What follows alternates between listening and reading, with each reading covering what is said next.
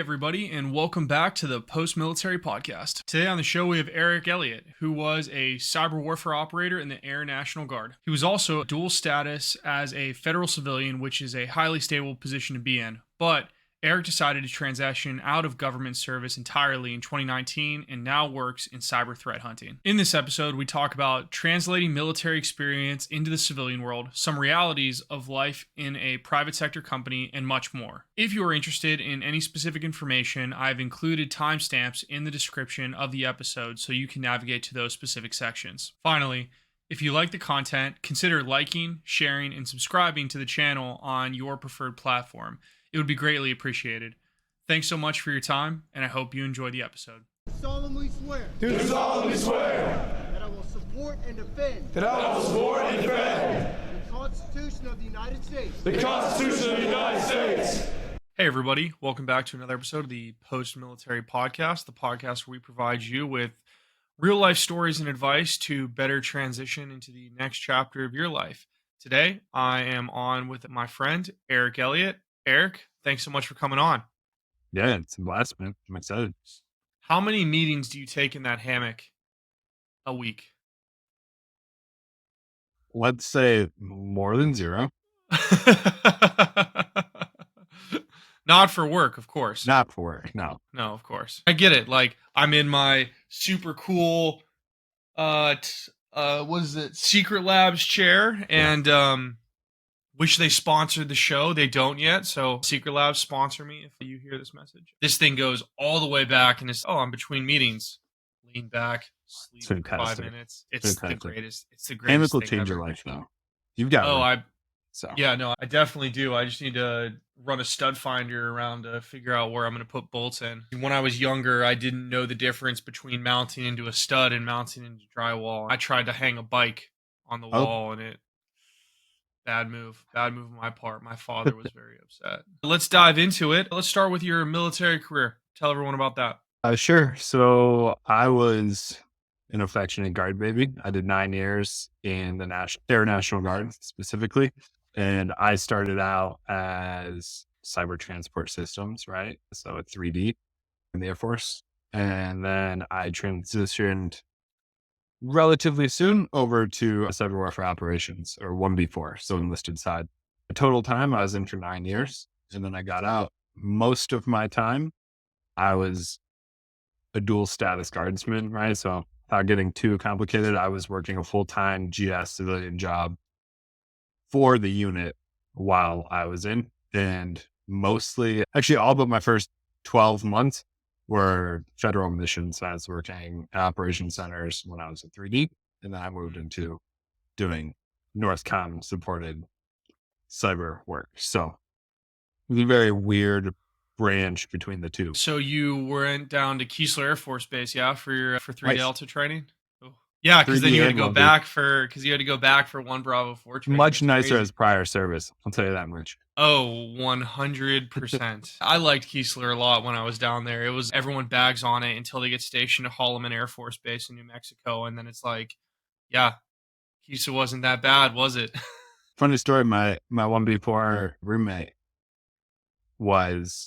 he was 3D and he got stationed to Hickam, took a rotation, got stationed to Holloman, cross-trained to 1B4. Took a deployment and cross-trained right out of Holloman. He's like, I'm out. Smart move. That's a tough spot to be. When the best bar in town is the Applebee's, you're in a dark place with no hope. So That's a rough, man. when you were doing federal missions for Northcom, what does that entail? Or at least what can you talk about? Because I know there's some like... Yeah. So we were part of a rotation, right? Northcom had a 300 part of the cyber protection teams, right? It's a series that was aligned to them. One of those designators was filled by rotating guard unit. So they were always on active mission, but every 6 months it was handed to one of 6 guards units.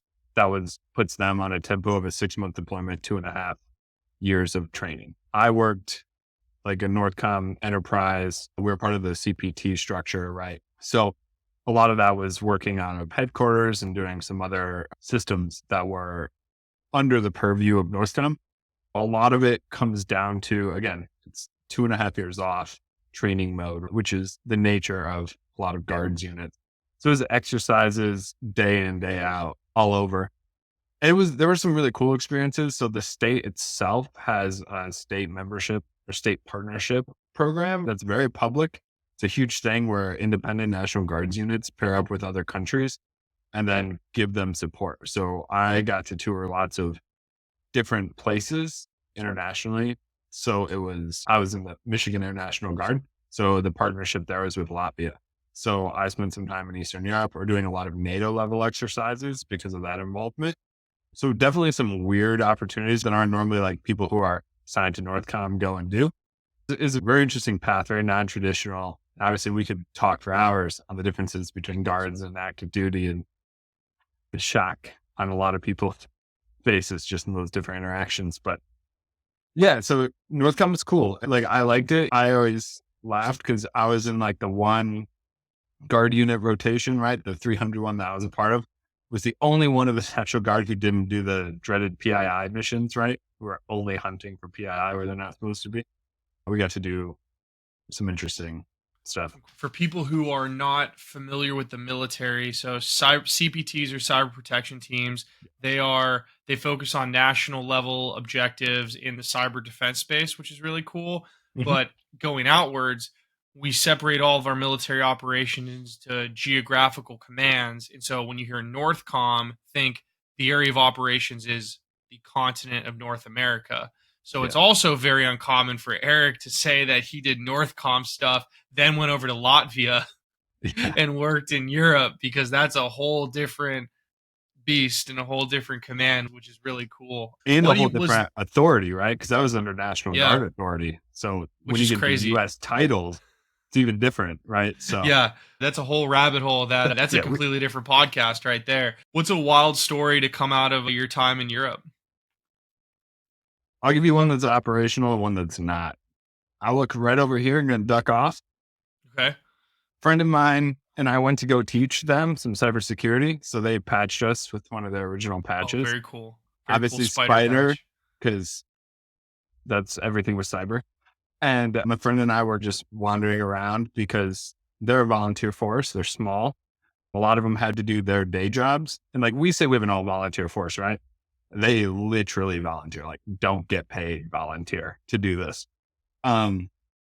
So kind of wild coming from a structure where you wear uniforms and they just wear pieces, right? We're going around to give them a presentation, but we show up and they're like, yeah, be here like 6 p.m. because they got to come in after work and then you'll train them till 8:30 and then you'll be off and we'll just do that for a few days.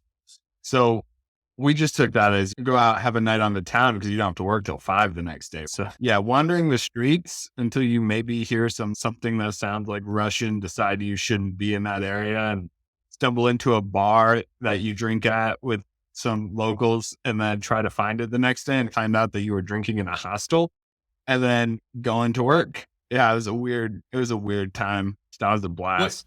What years were you in Latvia? That was like 2016, 2018 through there.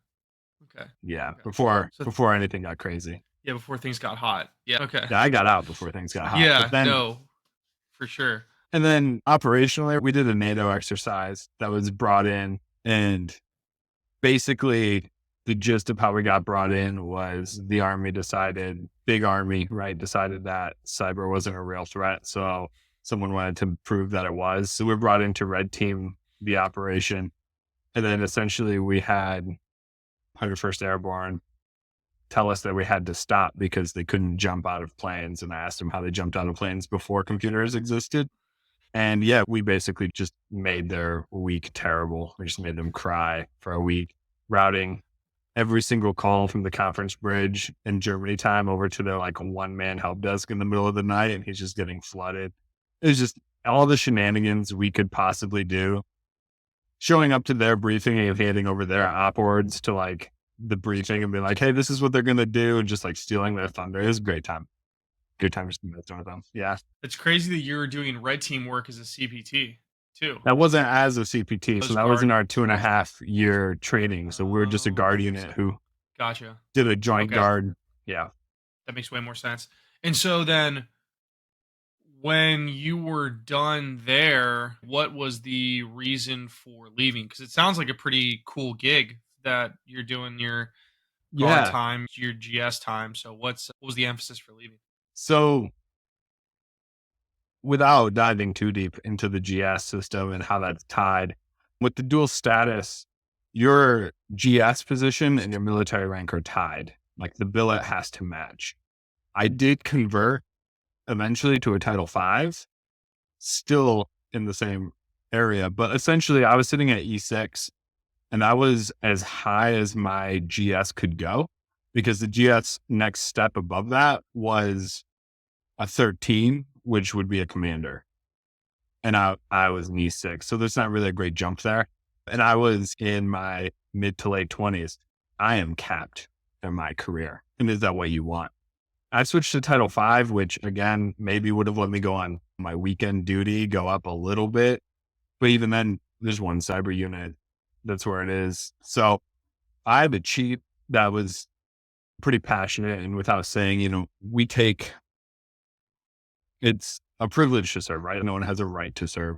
It can be selective. I had a chief that said it needs to be a mutual relationship, right? Like both sides need to be getting something out of it. And if not, it's time to go. And after I switched to Title V and I was trying to see if it'd be good, it still was like exercise, prep, go do this thing and then sit around for 2.5 years. And it's managing upgrades. It's coordinating some stuff. The exercises are fun. It's good. But after a while, I've been doing it. And I was like, I don't think I'm giving in what they should be getting out of it. And so I didn't feel right holding up that position, right? That billet. I would have stayed straight Title V. But at that point, Title V where I was, again, I was capped out. Like that was at the top. So I just started looking because with being Title V, that occurred 8 years in. So I only had a year of time where I was like, I could go find something else in the civilian force, or I could step out. That was free to me. So I applied on a couple places that were looking for proactive security. And that's scary. Like that for two things, the life change, but then also like you see what's out there in the commercial world and it's just different. It's a different beat. Before we talk about those two things, because I really want to talk about those, Yeah. what is could you describe Title V to people who don't know Yeah, that? we use that term probably more, right? Maybe in the guard space. It's the general schedule positions that are funded under the civilian workforce of the Department of Defense. There's Title V that was aligned to state funded positions and then federal funded. So really just when I was a civilian with no tie to my military affiliation. So I see. I went in, I finally got to wear jeans, right? I could grow my beard out for the month before I showed up to the weekend. Which looked terrible. But it takes a long time for me. Yeah. Yeah. So it was more laid back. Interesting switch in dynamics, right? When you lose the uniform and start showing up as a civilian. Yeah. Yeah. To go from it's the same job, but you're showing up in regular clothes. I would imagine that I never had to do that, but the couple of times I went into my unit after I had left the military, it felt very strange for me. Oh, wait, I don't work here anymore. It's also different because it decouples your military position that I was wearing, which are still custom and courtesies, from your title. And when you do that, GS 12 jumps way up above E6, right? So it's like an 0304 equivalent. So all of a sudden you're sitting in there answering these questions. And I'm like, am I answering this from the responsibility of an NCO or am I answering this from the person who owns the program? And then it led to funny shenanigans, right? Where like I'd be making all these decisions during the month. And then my drill status, like senior NCO or lieutenant would come in. I'd be like, you tell me what's up, sir. Just like, That's got to be really weird. On one hand, I guess you could look at it as I get to kick back every like 1 weekend a week, 1 weekend a month, and just not have to make any decisions. But on the other hand, that's got to be weird to go from, oh, I'm calling the shots most of the time to I'm just yeah, chill any out. decisions you don't make are just a headache you give yourself later in the week. So Yeah. you end up trying to influence it a little bit. Yeah, you're like, hey, don't do that. I'm gonna have to pick up the pieces of this stupid decision. You're like, I here strongly in a second." suggest you go this course, sir. Yeah. If not, I feel the program will on Monday. So I think that'd be a good thing to align with. Yeah, something tells me that the leadership of the organization is not going to like this very much. It's good. It was an interesting time, right? And with those units, there's a lot of stability, right? So that's something that is different, right? Like people make careers out of it. And at that base for full-time people, there were 250 people. That's So crazy. like you knew everybody. So there is it's a good way to move around, hear what's going on, build those relationships that can work out. It's such an interesting experience compared to what I was used to as in the active duty side, where people are cycling through all the time. So Yeah. everyone's like there and gone. And it's got to be much more interesting in a dynamic sense where it's like like the people that you're with are going to be there might be there forever. So you have to maintain a much better working relationship with those folks. Otherwise, you might have a bad, you might have a Yeah. bad time. We avoid a lot of those from what I've heard. Obviously, I was not active, but like when I went to there's a few big things, like some mythologies, I think, like you avoid a lot of the bad. Like we never had people who like screwed someone over because they were moving on to the next unit, right? If they moved down to the next unit, they moved across the street and everyone saw it happen. So horror stories of like recruiters selling someone up a river, that recruiter works on that base. If they did that, like you're going to go and face them for the next, like there's no getting out of it. So there's a lot more like demanded upfrontness. Not that I think that's a rampant problem. Maybe it is in big Air Force, but we never saw it, which was always nice. But yeah, it is definitely a different dynamic. But also like I was there and I just got my GS-12, but I took orders to go to cyber warfare school right down in Texas. And my roommate was like, man, you're just making bank as a GS-12. I was like, dude, I'm making more as an E6 right now. I don't know what you're talking about. He's like, you can get out, make that GS money. I was like, dude, I don't know what money you're talking about. Have you ever paid for health insurance? Have you made these deductions? Let me tell you how terrible it is. That whole portion that says tax-free, that's not a thing when you get out. That's definitely probably one of the biggest shocks for people where they realize how much the cost of healthcare is, because that's real tough. I'm fortunate enough that my wife is in, so I haven't had to face that specific hurdle yet in my life. But yeah, there's just a lot of those financial benefits that you don't Yeah. think about until it happens, which goes back to what you were initially saying, which is like it's scary. Let's talk about that fear, that scariness of the Yeah. outside world when you were looking for jobs. Like talk me through what that preparation for exit looked like from a mechanic's perspective, and then I want to go into the differences and then that emotional side later. Yeah. Yeah. Right from the start, it's different because I was leaving primarily as a federal civilian. So I was leaving the GS system and I knew I was going to give that up. Once I decided I was going to look for jobs, I knew I was looking for my 9 to 5, right? I could separate from that and keep my military membership. So that did give me that. Relating just back, you can get TRICARE Reserve, right? For Guard members. So you can have very cheap healthcare. I think it's $47 a month if you're single. Way cheaper than civilians are going to pay. But so I knew I had that as a safety blanket. A lot of it was, man, like living on NerdWallet, trying to figure out like, what is the taxable percentage? I had civilian pay stubs. I had some idea of it, but yeah, it was like cost of living because it was the first time where I was like, I'm going to move and I have to find a place to live and know what cost of living is and how do you ask for the right amount. And I know what my lifestyle is now, all of those hurdles. So for me also, again, I had the luxury of knowing with that being there, it was my choice to transition. I could look until I found the right thing. So that's a little bit different, right? When you have an ETS coming up or you have something else. Luckily, I hit it hard once I made the decision. I hit it hard and I interviewed with quite a few places, but I narrowed it down. It was probably about 2 months that it took me from applying to deciding where I was going to go. And that was interviewing pretty frequently, knowing exactly what I wanted and what my minimums were. Mechanically though, like if you get there, that's utilize the skills that you have and then realize the ones that are different. So I got sent to a lot of places, even as junior enlisted and as an NCO, because my commander recognized my ability to translate what we were doing to a place that made sense. Now, put a big caveat on that. I was able to make cyber sound like planes. So big fallback when you have this shared methodology, right? But I also loved previously, just personally loved writing, loved talking, loved reading, and understanding the focus, right? I don't know if you saw this in Security Plus, but most failures happened because we get trained with the great big money cloud in the sky, right? Like big Air Force will give you everything you need. Then Security Plus is like, assuming the business has this budget, what's this? And people miss those questions. So being able to understand the job and then rewriting anything you did in the military to make sense.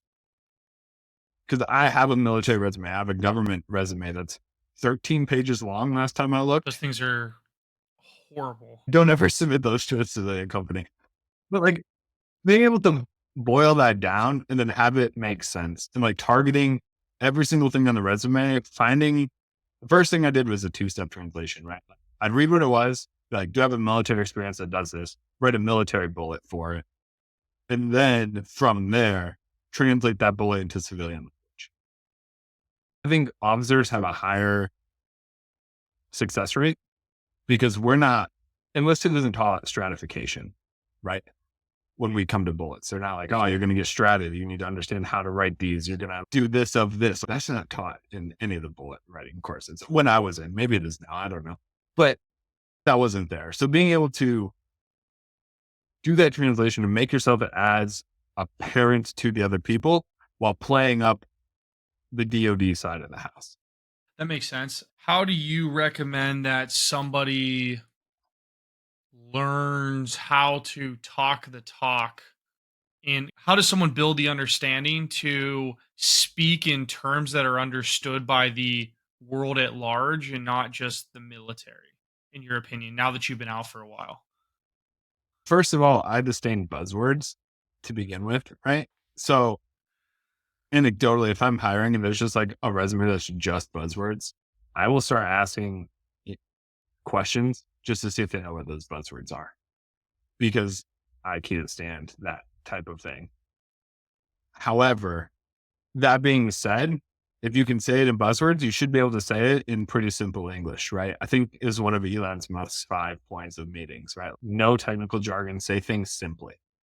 Feel free to be liberal with what you say. And I think in the military, we downplay a lot of things. And those numbers are very impressive to me. When I was at 3D supporting an operations center, I could put something on there like supporting a multi-billion-dollar, multi-continental IT system, because it does. No other 22-year-old that I knew had that level of peace. But people don't think about it in those terms. They don't think about, what is this thing I'm operating on? If you're maintaining a jet, that's at least a $10 million piece of equipment, right? Use those numbers not for any other purpose than to say, like, that business person can say, this operation center only costs us $50,000 a day. Like, it's clearly orders of magnitude bigger. Do that. And I watch a lot of talks in my own time, right? Like things that are on LinkedIn or within the cyber community. There's probably a con happening every weekend that gets free virtual streaming, right? Look at the slides, see what terms are being used, right? Like, I can't tell you right now if it's EDR, XDR, CDR, whatever DR thing is there. It's probably changed now that ChatGPT is in the mix too. Exactly. So just like being able to articulate what it is, but more importantly, I don't want to say hack the system, but look at what you're applying to. Follow that at least 70% rule, right? Write a 1-to-1 bullet on anything you're going to, so that way they map directly. And then be able to back that up.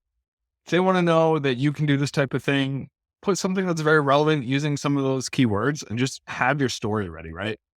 Corporate America loves stories. The military loves just numbers on a slide. That's the thing, is be able to have a story.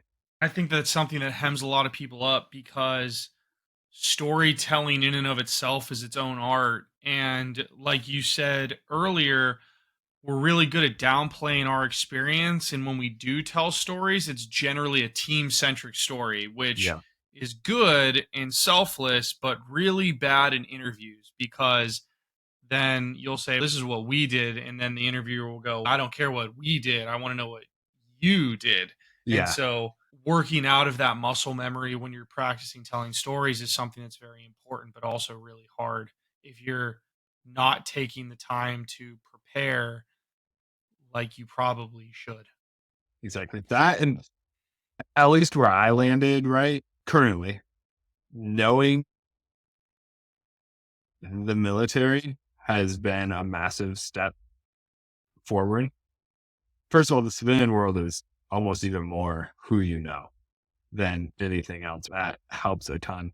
One of my interviewers, I don't even work with him directly. We're on the same teams, but he was a weapons guy in the Air Force, like in the early 2000s. He got out, right? But say it was there, it was just that like 10, 15-second conversation. Then going up from there, like our VP was former Army.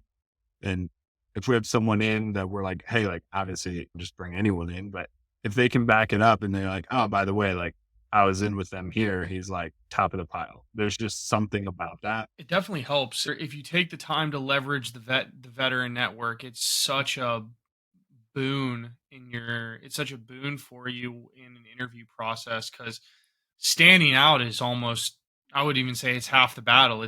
Standing out is most of the battle, and it's like 100%. getting seen and getting to the interviews the hard part. So you said it took you 2 months from when you started interviewing to Yeah. getting the job.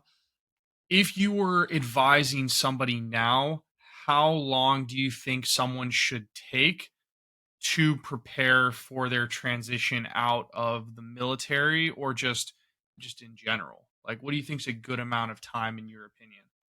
It depends on where they want to go.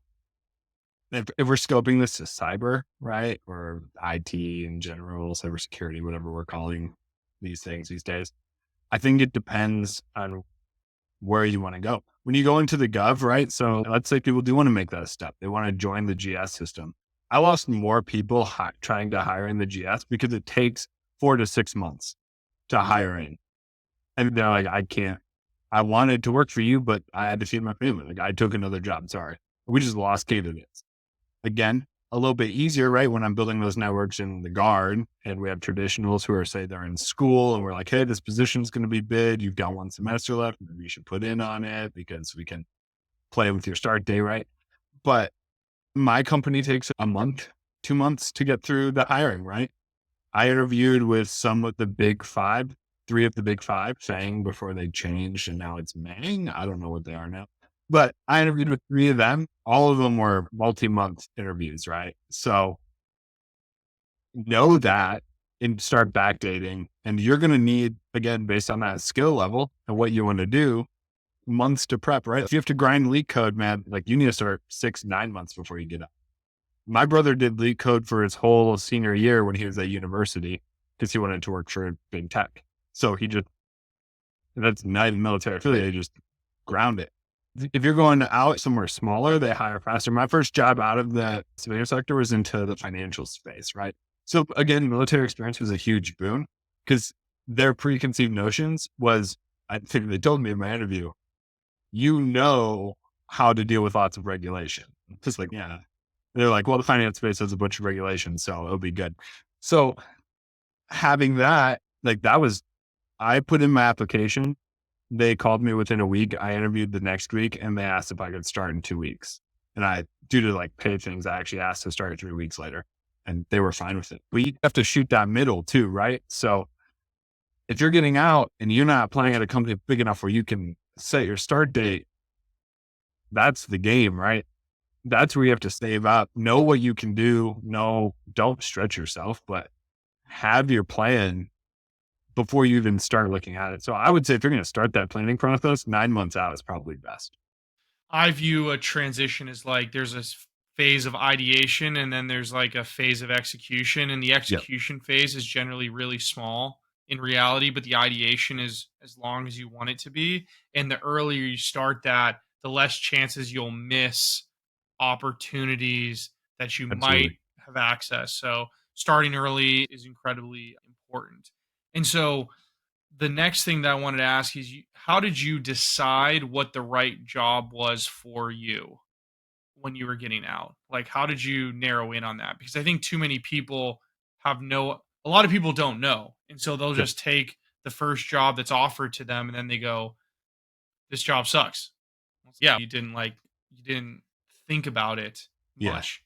Yeah. So what was that like for you? So the first thing I did was I was already, for other reasons, just frazzled with how amorphous my job had become within, again, you're compiling Title V, like my civilian job overlaid with this weird, like military structure. And then all of that interaction, right? And I just wanted direction, right? Like I wanted to be technical, but I was handed programs, which if you want to go down the route of why the dual status technicians exist within the Guard anyway, is to be a skeleton crew to maintain the equipment for Joe weekends, but actually it's now grown into fully functional units that are just operating all the time. So I had multiple people who left because they wanted something more focused. Like I was doing additional duties 30 hours a week, maybe doing my job 5 hours a week. And then I was in the gym 5 hours a week because we were given 1 hour a day to work out. I wasn't going to lose my gym time. So I got 5 hours of work done a week. And so you take that into account. And I was just like, I just want to be focused. So the first thing I did was write off any of those jobs that were like memeable for how bad their application was. I don't know if you saw that. There's a guy who did a talk where he was trying to get past a recruiter and he put 4 Pokemon in his list of programming languages and he got a job interview. That's awesome. Yeah, I hope they were good Pokemon. Like, yeah, I don't remember how I could find the slide, but yeah, it was. I hope they were obscure, not because if that recruiter hired him after doing, Bulbasaur? I'm proficient in Pikachu, Bulbasaur, Charmander, and Squirtle. Like Yeah, that recruiter's kind of a bum. No offense if you're listening to this, but it's got to be some more obscure. We talking like Typhlosion, Vulpix. yeah, or Totodile. Like Yeah, those. Now we're getting into some. those are You sound know like what you're. full blown frameworks, man. Yeah, you've. Yeah, 100. So, and like I threw out all those, right? Like I knew I wanted to work in cybersecurity operations, right? So whatever they were calling, that's the other shock. You're going to realize there's no standard. The military graded standards, great at defining what roles are. My company has changed titles and orgs 3 times in the last 12 months. Like there is no standard anymore. Just get rid of that notion and realize that like I was working as a security engineer, which was the same thing as a security analyst, which was also the same thing as like IT level 3 analyst security, like just whatever you want. So throw away job titles and just read job requirements. And then I tossed out anything that was vulnerability management because I didn't want to do that. So I started weeding out anything that had that. And I was torn between offensive security and like threat hunting / IR because I could talk to both of those. I was certified in both of those. I didn't want to go too hard down forensics or reverse engineering, though I think it's really cool. You have to start learning these great truths of the civilian world. And luckily, I talked to a few people who are out there. Things like even major companies, for legal reasons, will call in third-party contractors in the case of breach. So do you want to work for a team where you are the product, right? Do you want to be the responder who works for Mandiant? Do you want to be the Rapid7 pen tester who gets hired into this? Or do you want to work in an organization that builds processes, procedures, protects the internal piece? Because that allows you to go into any industry that interests you. And so that's your first big choice is, do you want to be the product? Or do you want to realize that you're probably going to be a little bit more mainstay and work with these vendors and then develop those internal processes? I think that's a big piece that will determine your happiness and determine your amount of work. Like those consultants or those engineers, they travel a lot more than the people who work for the company. And that's, some people love that travel, some don't.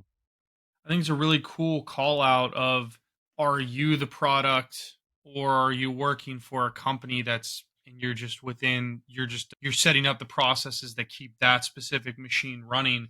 Because I work as a consultant right now and it's very much like things are always changing. It's very hard to stay focused because you're always moving from project to project. And so it's definitely one of those things where it's cool for some people, and I enjoy the work right now, but I certainly see myself later going somewhere else just so I can have a little bit more like stability in terms of I want to be doing this one thing, get really good at this one thing. Or Yes. spaces that you really care about Mhm. or that are super interesting. And even then we're divided. So like my company has an enterprise security team and then we have a product security team Mm. that only deals with the product that we produce.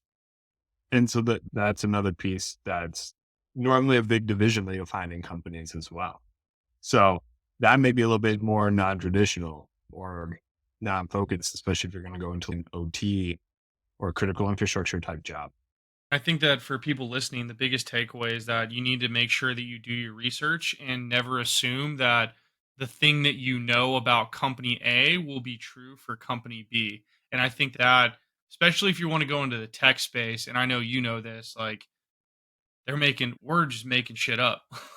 Like, Absolutely. and depending on the size of your company, the same role could be doing completely different things just because of the scope and support around the role. Like in sales, a sales engineer at Amazon is very different than a sales engineer at a 5-person startup because they're just Right. completely different stages of the company. But if you just were getting out of the military and you have a general understanding of a sales engineering position, then you'll go, oh yeah, they're all just the same. It's no, it's not the same at all. So you need to actually figure out what version of sales engineering you would want to do. I like that nuance is really important. Something It that is. people should, again, prepare early so that doesn't catch you by surprise. And also you have to, another thing, like just that would re-highlight that. I know I touched on it. Like I was super interested in reverse engineering, Mhm. but like even my company now, right around the $20 billion market cap, we won't have as just, I won't say policy, hasn't gone that far.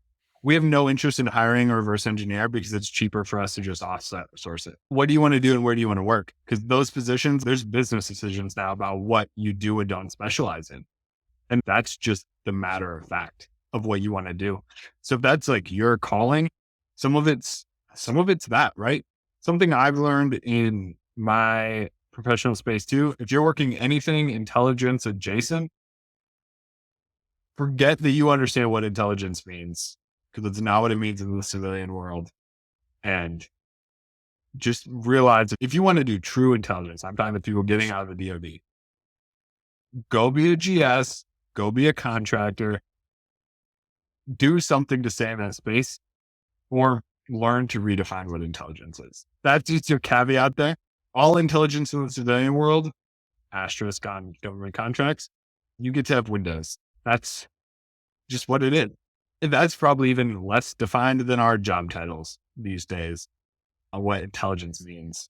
And it's always changing with Yep. new tech and new stuff that comes out. Like intelligence means a lot of different things. So what I want to pivot into now is you had mentioned that when you were applying for jobs, like there was some fear there, and it's just everything looks so different. So talk me through what that was like for you from the mental side of your transition. Yeah. Oh, so that's like the biggest hurdle, right? And my wife has joked that I like led an exodus because 4 other people left the GS system after I did, after talking to me. And the thing is, and please, I'd love your take for active, but especially on the GS side, right? You're not really tenured, but you're protected. There's a government union. Even when there was a shutdown, we still got furlough and then ended up getting back pay. Like there's all these protections in place. And therefore, you are told, right? It's almost a joke. Hey, what are you going to do? They can't fire me, but you won't lose your job. But like you got there, like it's volatile. You'll lose your job. Like they can fire you whenever you want, which legally, except for I think in like 3 states right now, is true. But like, no, like that's not like I got out and I was like, oh my gosh, if I like have a typo, they're gonna fire me. And then you're like, wait, like they all look at you like coming with that DOT experience. They just look at you like, tell me everything. How do we do this? Like you were doing it like light years ahead of us, right? I barely understood a half of what you just said because it must be like the next coming. And you're like, no, it's pretty simple, right? But the biggest fear was like the volatility. Like you're opening yourself up to the market, and which is really ironic when we step backwards because I was going into the finance space, right? Since 2008, like it's been pretty stable, right? So it was just a very interesting mentality shift. And so I was afraid, and I was like, I'm gonna get fired. I'm gonna lose my job. What if this doesn't work out? There's no take me back in. And yeah, that was the whole process, especially because my position, again, that dual status was tied to being in. Once I decided to separate from the military, like there was no way, like easily back in.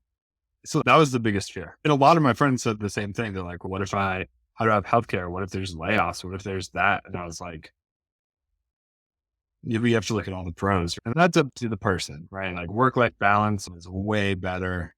I think I looked at one point in my calendar and 28 months straight, I had not been home for a whole month previous to when I got out. I was burnt out beyond belief. And now, oh man, I went to 2 conferences a year. It's crazy. So yeah, I think that was the big one. The second one was I was leaving the unit that I worked in. Well, I worked in multiple units, but I was leaving the base in the same group of people I was with for 9 years into a different state, to a different city, into like complete unknown. And for the first time in my professional career, like even when I went long-term TDY, right? Like I went down to Keesler, or I went to one before school, or I went to any of the other multiple trainings we have to do. There's no underpinning of that shared experience or that shared background that you all have. There's a couple of things that you said there that I want to dive into, but to give you my perspective on that active duty side, completely agree. That perception of stability is very much there. And it's really funny because it's almost like, have you ever seen like a documentary on penguins? Like, have you ever Yeah. watched anything? You know how they like, when they want to test whether or not there's a seal or an orca in the water, they all crowd towards the edge, and then one of them eventually falls off, and they all just look Yeah. in, and then if the penguin surfaces, they're like, sick, we're good. I Yeah. feel like we in the military are almost like that. There's always like that one person that somebody knew who got out, and it's like the myth of Bob, and no one ever has real information. It's always just, I heard. And you're Yeah. like, oh, okay. It's almost like, I'm gonna get demonetized for YouTube for saying this. It was almost like at the OG portions of COVID where no one knew someone who had COVID, but like everyone always knew somebody who knew. And so Yeah. there was no real information. And so we all crowd together and make these assumptions about the civilian world that aren't backed up by anything. And none of us are there, so we don't know. I really do agree that fear of the unknown and that fear of this like thing that you have, because if you don't know, then you just fill in. All of your fears become what you perceive to be reality, and that's really Yeah. But it's like hard. that big trade-off that they tell us, right? You take this like civil servant salary because one, you get to serve your country, which I love. Honestly, like I'm so thankful that I did. Like you can't pay your bills with that. And then second of all, like they said, like part of it's like that security, right? And it's okay. But what if I was smart, right? And so I had a friend who was he was a GS as well. He's now out. He's still in the guard, like he's still in the unit, but he got out of his dual status as well. And he was a part of that fire movement, right? Like financial independence, retire early. It's like, dude, how are you going to do that as a GS? You're kidding yourself. So there's other mechanisms, right? You're rewarded for that risk. But at the same token, like I almost puked just from trading the amount of active duty people who talk about their 6-figure job out there. I'm just like, guys, first of all, what's your location? Where do you live? What's your quality of life? I live in the Midwest. I got offered 3.5 times my starting salary. And I was like, this is a worse living condition in the Bay Area. I'm not going to move there. But people are like, wow, that's a ton of money. I think, okay, did you do comparative? Look at NerdWallet, look where you want to live, look where you want to be, and then realize what's important.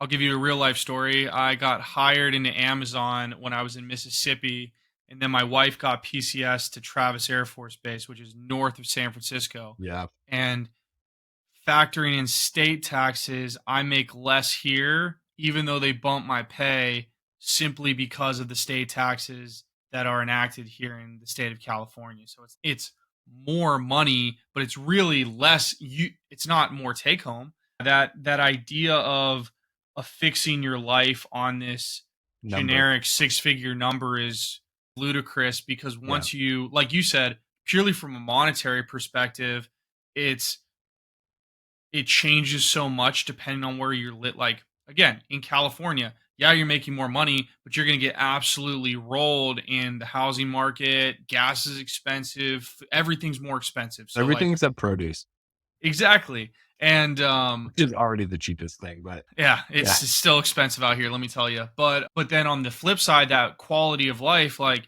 you could go to McKinsey, which is a large scale consulting firm, and you could make great money as an associate right out of the military if you have the chops to do so. You're also never going to see your family. yeah, Like, what's your work-life balance going to be? Yeah, And what do you exactly. want? Because I don't know how everyone else feels, but the expectation, unspoken expectation, was that after separation, it shifts back more towards the life part of that balance, It should. because it's the first time you're in control of your life. Yeah.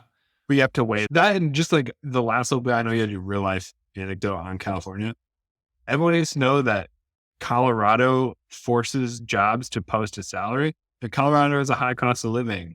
So if it's a remote position and it posts a salary, but they know that you live in Mississippi, they're not going to give you the Colorado salary. Nope. That's just a piece, right? There's so many like nuances and intricacies Yeah. Which, again, that are start so early, easily learn about them. start early, learn about it, ask someone who got out, Yep. reach out. Yeah. It's not rocket science, but like the amount of just like hype that people build or stress to get out is just It's crazy. no financial literacy. It's a big issue. Fortunately, my father-in-law is a financial advisor, so he was able to help my wife and I through that when I was transitioning. But I completely agree. That's definitely a blind spot that people don't fill. Something I'm interested in, I want to ask you is, Mhm. why do you think so many people, well, this is my theory, and then you tell me if I'm right or wrong, and then we'll talk about it.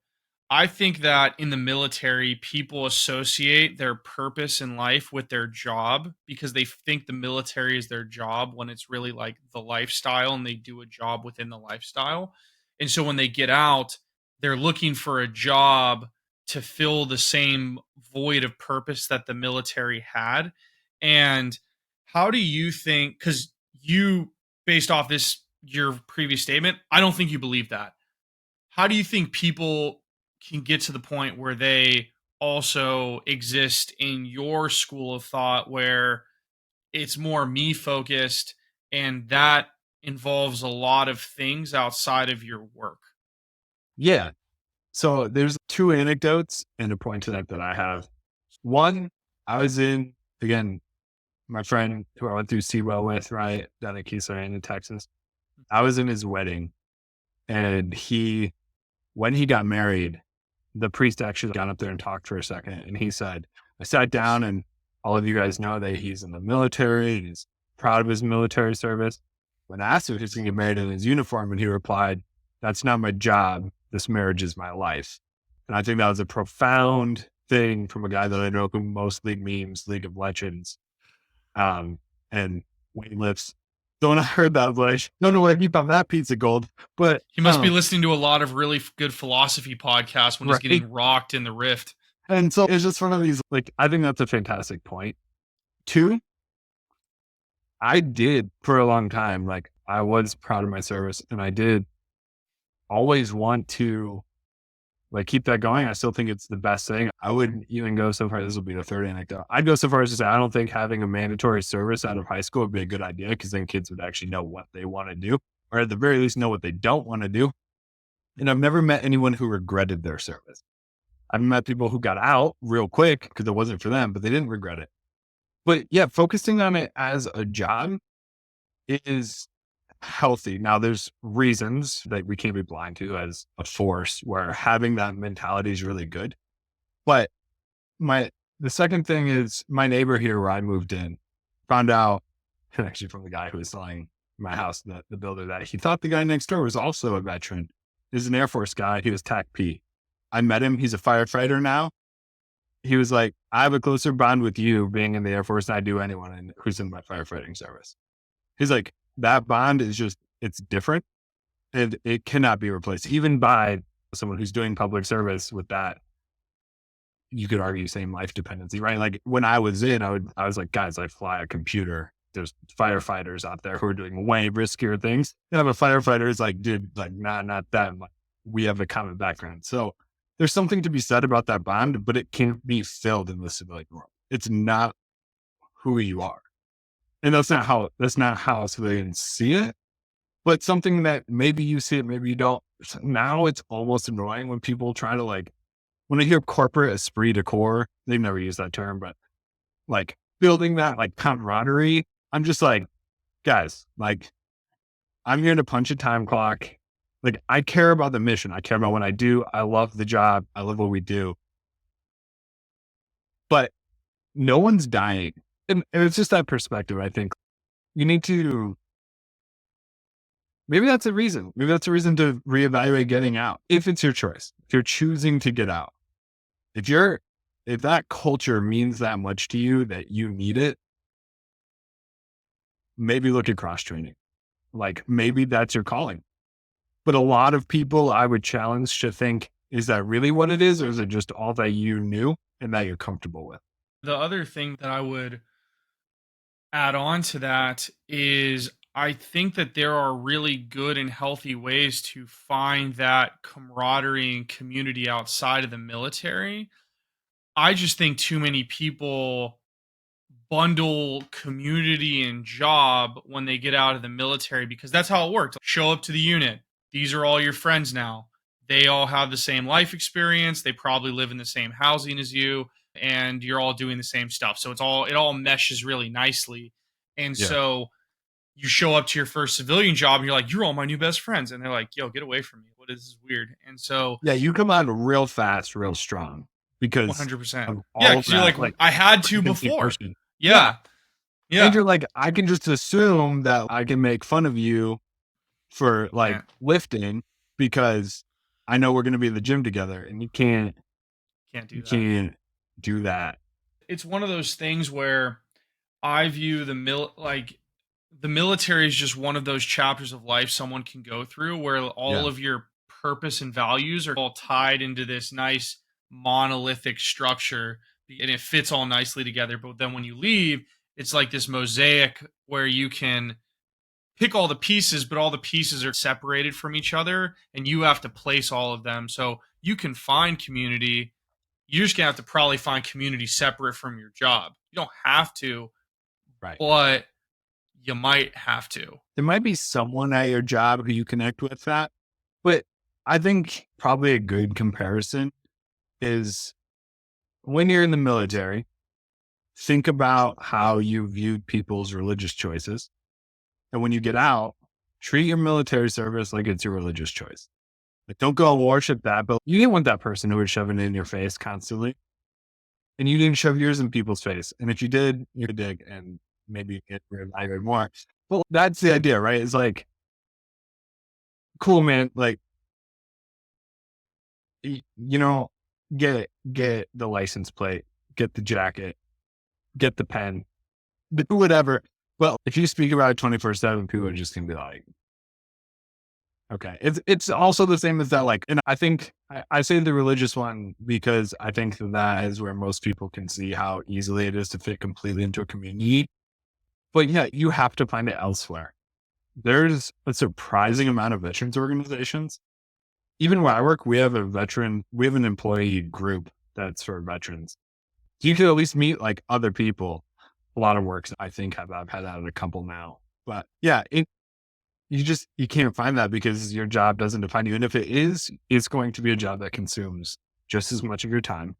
You pour just as much of your effort into it. And some people love that. Some people do. I would caution people with doing that because just people say in the military, if you pour too much of yourself into a job, the job comes to an end at some point. And if all you had was that, then you have nothing when it's over. And you'll be in for a bad time if that's what you decide to do. So, yeah. One thing that I thought you said that was really interesting was when you got your first role Mhm. out of civilian service, you did this complete rapid shift, like new town, Yeah. leaving the people that you knew. I did something similar and that was pretty tough for me. What was that like for you for the first couple of months in that you literally did a complete context switch? And Yeah. so what was that like for you? I planned a lot of it and I thought I had. I'd owned a house, right? Because I worked there. I was moving quite a far ways away on a relatively short timeline, right? From job offer to acceptance, 3 weeks. I just found an apartment because I didn't want to buy a house blind. I didn't know where to live. I was living and working out from near like a small town, right? Like farm town. So this outside of the military stationing me somewhere for training, this was my first time living at a big city. So I didn't know where to live. So I found an apartment in an area that was less than a half-hour drive. I drove to and from a couple ways, like beforehand. Like I got down here. Actually, I had drill weekend the Saturday and Sunday before my first day at work. So I had to go through drill, drive 4.5 hours to my apartment to wake up and get to work the next day. So that's pretty brutal. And that was October of 19. So I moved to a big city 3 months before the world shut down. Just makes that even harder to reach out. It was a lot of it's just prepping of, okay, here's my immediate surroundings. A lot of Google Maps, like searching, just trying to find things. I moved with my dog. First time living in an apartment with a dog, like 0 out of 10. Do not recommend ever. When my wife and I built this house, I had scheduled to have the fence installed the day of closing. Like I scheduled it on a property I didn't even own yet because I was like, never again will I have to walk a dog on a leash to go to the bathroom. 100%. Yeah, I mean, It's so there's nice having a fenced in backyard with a dog. so nice, It so really nice. is. It's so fantastic. And just planning like small, simple things, like knowing that everything's going to be a rush. I didn't even switch my license for 6 months. It was so low on my priorities. Filling out W-2s, W-4s, making sure all that's taken care of, like talking to HR about like how to get equipment, like just, I made a list of all the things I needed and just tried to like work with people as fast as I could to outline that. Cause it feels like in the last 30 seconds, I said I was super neurotic, but I'm usually pretty laid back. I just wanted to know where to be. And again, I had this fear that I was just going to be fired immediately. So I was like, I need to know where to be. And I've never even been here. That anxiety is real Yeah. because It weighs on you. the failure state is so different in the civilian world for the most part than it was in the military. Like you I equated serious failure while I was in the military to like loss of life, loss of a lot of money, loss of all of these things. And then you take that expectation out to the regular world with you. And then everyone's, hey, like, chill. What do you, and you're like, Yeah. no, I got to get it all done now. And I remember when I got on Amazon, they gave me 3 months of in processing stuff to do. That was like staged. It was like, do this in the first week, do this in the second week, do this in the third week, have this done in the first 2 months, have this done in the first 3 months. And then 2 weeks later, I go to my manager. I'm like, I got it all done. What do I do now? They were like, why did you do that? I was like, I thought we were supposed to get it done as quickly as possible. And they're like, no, we have it staged out for a reason. I was like, oh, my bad. I wasn't expecting that. I Yeah. thought I was going to get in trouble if I didn't finish it early. It's so like opposite of what you think, right? Like that's where you went with that. But at the same time, that bites us in the back end when they're like, the server's down. And you're like, okay, like, again, no one's losing a life. There's no catastrophic incident. And they're like, why don't you care? And you're like, you know, actually, we just had an offsite for my company. And like I said, my VP was former Army. And the person below him has been a fire chief, volunteer fire chief for 25 years. And they got up there and said, hey, like I've had some issues where like people say I'm not excited enough in an incident. I don't respond like I don't care. And he's, you know what? That comes from this level of training where, firefighters, general military training, right? These are the severe risks, right? I'll be the first to say in cyber, I've not ever been there, but in that mission set, but like they still go through some of that training, right? Like they preach that's what it's about. And he's like, look, at the same token, I don't pay you to run around and be crazy and excited. I pay you to do your job and do it well. And you're able to excel because of that training. But a lot of people, we struggle with having to be able to emote some of that so our coworkers know that we're taking it seriously and care. So that's an interesting balance to see. But in the same token, like, part of your manager be like, why did it take you 3 months?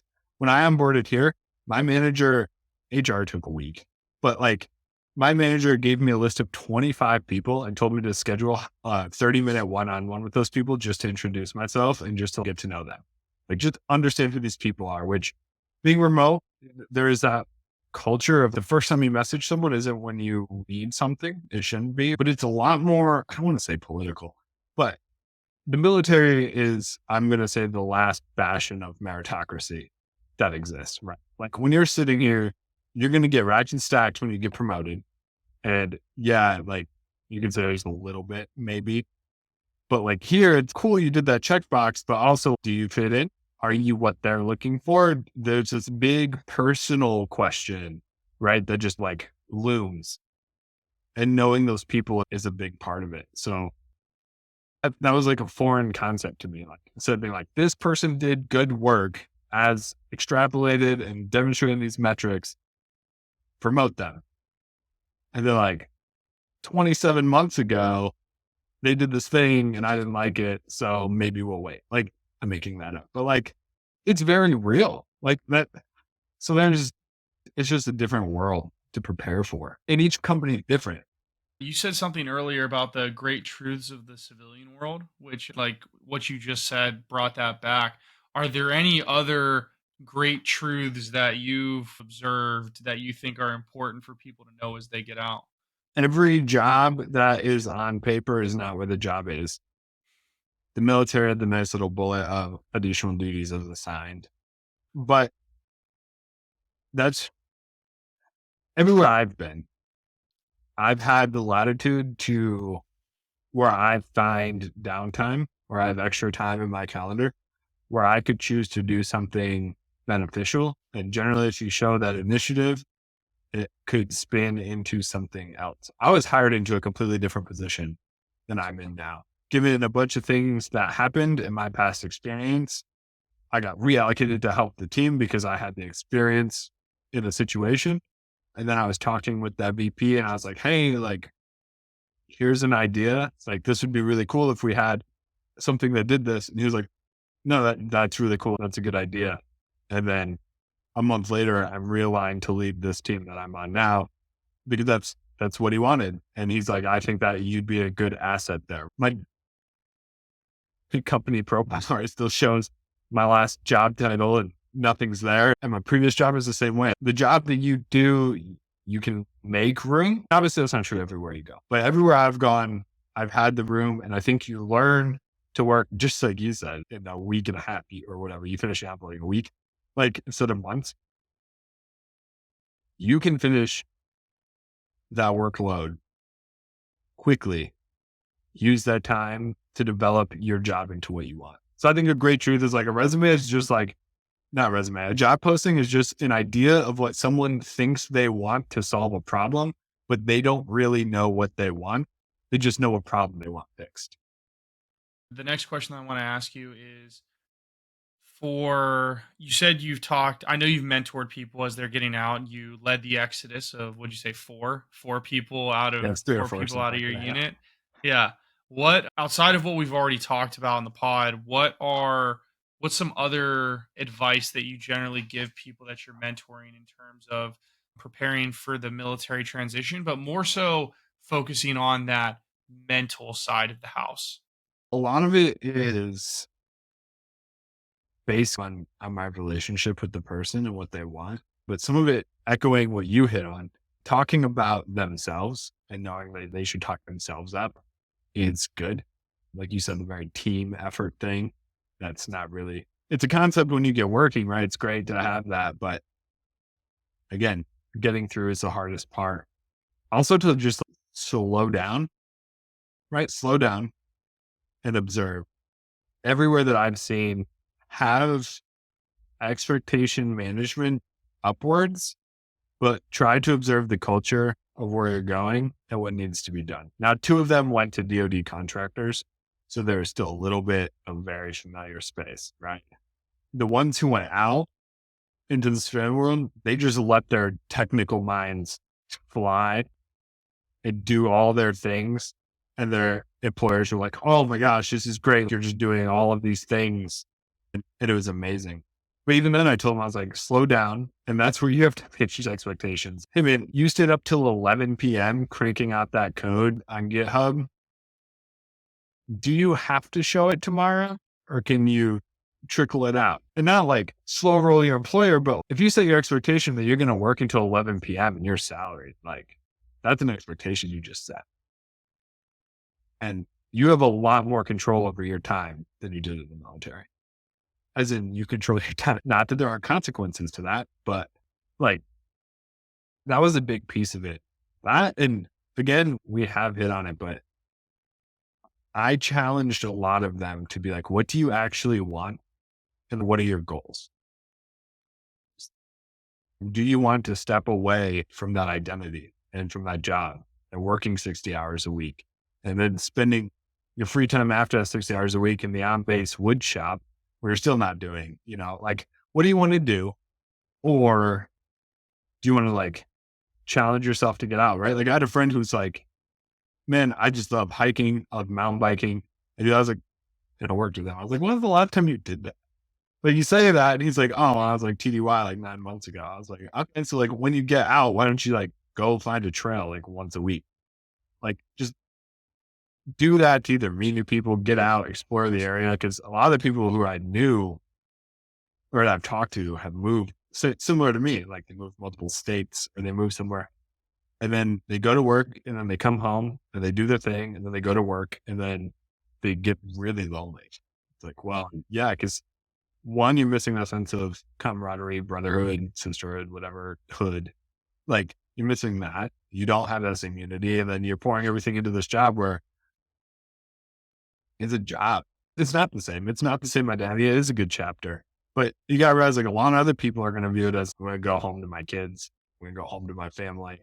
It's such an important point that, again, the military really does provide people with a lot of things that they don't even think it provides. Like we've already talked about the financial aspects of it, but outside of that, it's like the community, the purpose, the like all of it. And so then if you don't realize that's the case and you get out and you're not accounting for that, like how you started doing your planning when you knew you were going to move, then you're not going to understand what's missing. And then you're just going to get sad. And Yeah. it's just, but it's really funny because when you're talking to other people, you go, just go outside, go meet people, go do mountain biking stuff. And then it's, oh, yeah, that's right. You are somebody outside of your job when you get out of the Yeah. military, or you need to make yourself into that. And for some reason, I think that's really hard for a lot of people. Oh, the other one that's like slightly on, Yeah. maybe not fear, makes you question, Yeah. like clothes. You wear a uniform. I wear a uniform from when I got out of high school till I was well past the age that you should need some. Now, like, thankfully, I didn't lose anyone super close to me to be at a funeral that I needed to. But Yeah. also, like, I was flying somewhere and they're like, yeah, it's business with a jacket. And I was like, I don't own it. Like, I own No, a jacket, but it's like a blue Yeah, like I jacket. got Star Wars t-shirts. If Yeah, I got if that'll like, work. it's like knowing what to wear to work and then resisting the urge. I was just a guy who separated and he went out and he just bought 5 black polos and 5 pairs of khakis. I'm just going to wear this. And I was like, well, you can. The Shouldn't, self-expression is also a thing nowadays. So like Mhm. people are going to look at you weird when you wear the same shirt to work for a month. I'm just Yeah. letting Yeah. you know And you either have to explain that you only own one type of shirt, or they're going to assume that you only have one shirt. And either way, that's not a good look. Yeah, you don't want that. It's the time to, like, in our field, bust out all those Sans polos they send you and just wear those until you realize what people wear in the office. Like, I don't know. But like, that's something that's like, oh my gosh, like I didn't own those pieces of basic adulting because it was provided. Like back into like what the military gives you. They tell you what to wear, how to wear. It's one of those small things that if you're not thinking about it, it'll definitely catch you by surprise. So we've done like an advice roundup, but last question before we go is what's your what's your cumulative piece of advice you want to leave people with before we cut out? I think it's that it's not as scary as it's been hyped up to be. And there's probably reasons for that. But also know that underselling yourself is very real. And especially in our career field, imposter syndrome probably means you're doing something right. So don't sell yourself short. Don't sell your skills short. Objectively ask it. Reach out to someone else who's separated to be like, hey, this is what I did in my past. How would that look on a resume? There's tons of resources, right? Your channel, anywhere that they can to say, hey, like, how does this resume look? What does this do? Because you're probably way more impressive on paper and in person than you've been led to believe. And it's not that scary. It definitely isn't. And if you can take that first step to start working the problem of transitioning, you're going to start realizing how not scary it is. It seems scary at first, but once you start picking apart that problem, it gets way better. And get Eric, connected with the VA. yes, yes, Especially if you're a guard person, it's even harder to do once you get out. So just get to the VA, yeah. get your 0% disability rating. Exactly. It's a great advice, and we have a lot of VA conversations in previous episodes. Go check those out. Eric, thank you so much for coming on. I really appreciate it. It's been great getting to know you a little bit better, get to get all of your amazing advice out to people. I hope you have a great nap in your hammock when we're done. And sure. we'll for anyone out there, Eric's on LinkedIn. Hit him up if you have more questions, if you're interested in his line of work. He helped me. We took the first time we met was when I was getting out. That's how we got LinkedIn together. He was incredibly helpful then, and he's very helpful now. And for everyone out there who's listening, thank you so much for making it to the end of the episode. If you want to continue to support the show, please like and subscribe on whatever platform you are listening or watching on. And we will catch you on the next episode of the Post Military Podcast. Peace.